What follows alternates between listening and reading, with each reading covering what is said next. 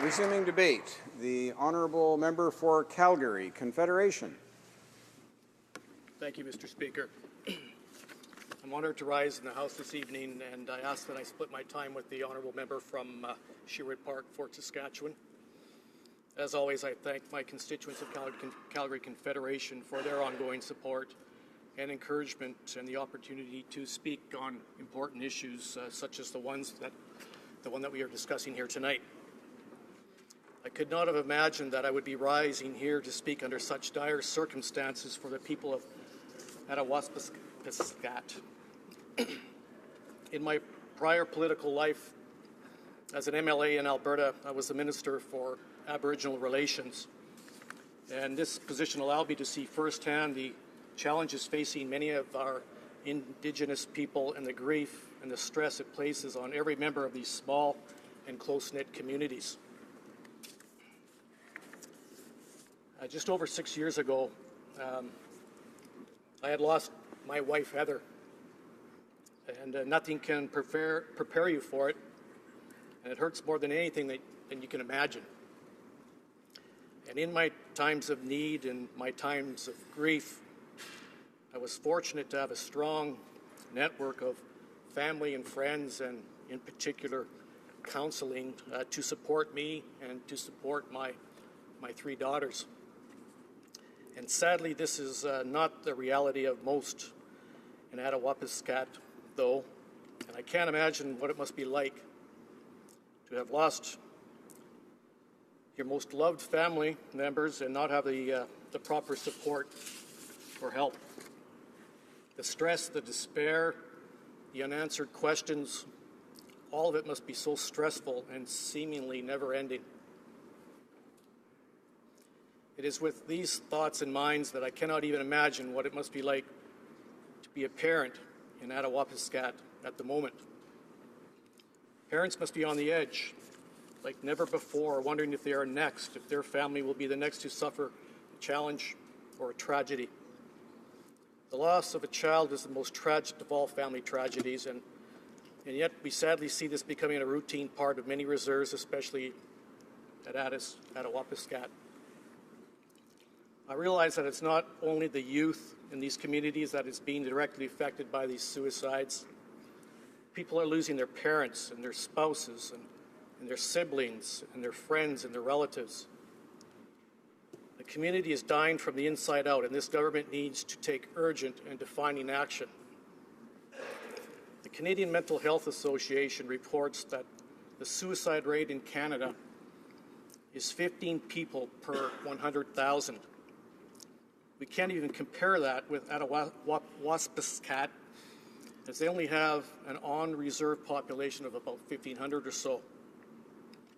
Based on the national suicide rate and their population, this community should expect to see 1 suicide every 4 to 5 years. And right now, we are at the point where we are counting mere hours between suicide attempts.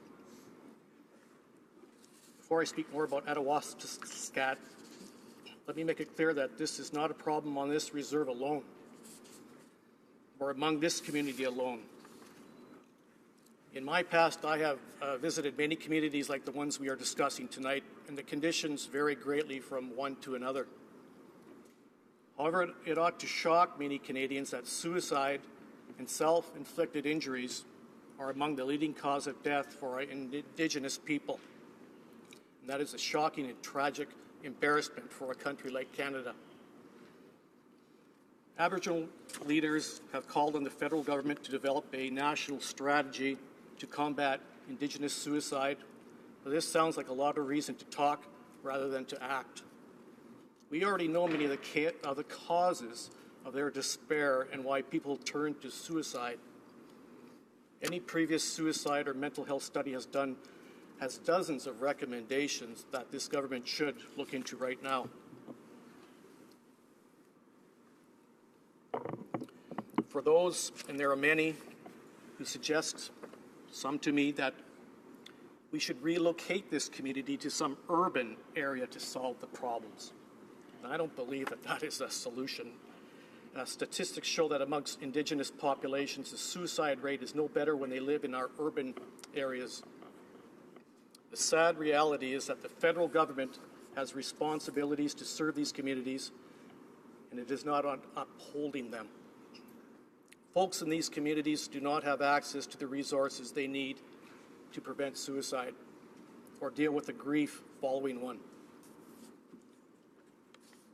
Many of us in this very House were affected by the sudden and tragic loss of our friend MP Jim Hillier recently.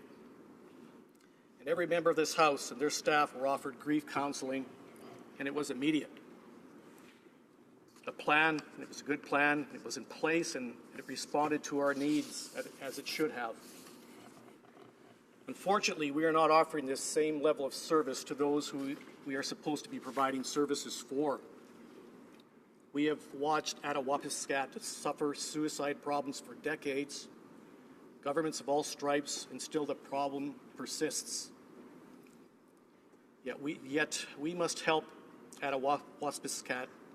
But tonight I'm asking the minister to take a proactive approach with these communities. And please do not let their situation become as dire as Attawapiskat. We need to see this government take a proactive approach to these issues to tackle them sooner when it is relatively easier and the chance of success is higher. Once we have a total collapse like the one at Attawapiskat, it takes a lot more resources to help the community than if we had intervened earlier. I can't even imagine what it must be like for those healthcare workers in this community. I gather from news reports that they don't even have the necessary training to deal with these mental health issues. The stress, the pressure, and the feelings of despair amongst these workers must be tremendous. And I imagine that their families are suffering too as a result. The problems in the community are not new, which means these workers are not quitters. They have endured and they have tried to do what they can, and we need to help them. Their courage is unbelievable and their determination unmatched, but they too have a limit. Through this entire process, I am personally asking the minister to make sure that these workers get the support and the help that they need. In many ways, they remind me of our soldiers who have suffered after witnessing horrific circumstances on the battlefield. Tragically, we also know what outcomes are possible when we ignore their needs too. This community is broken, and it will take a lot more than a few brave social workers to fix it. I took great care this evening not to blame anyone for this problem, because I don't believe that would help. For far too long, too many have expended too much energy blaming others for the problems instead of putting that energy to good use. What I'd like to see all governments, including First Nation leaders, stop the blame game and instead focus on solutions. I'd like to see honesty. Let's be honest about what works and what doesn't. What could work and what would be a waste of time and money. Sadly, both are in limited supply. I want the government to work proactively to identify other communities before things get bad. It would save time, it would save money, but most importantly, it would save lives. I truly hope that we can do more than just speak to the issue tonight.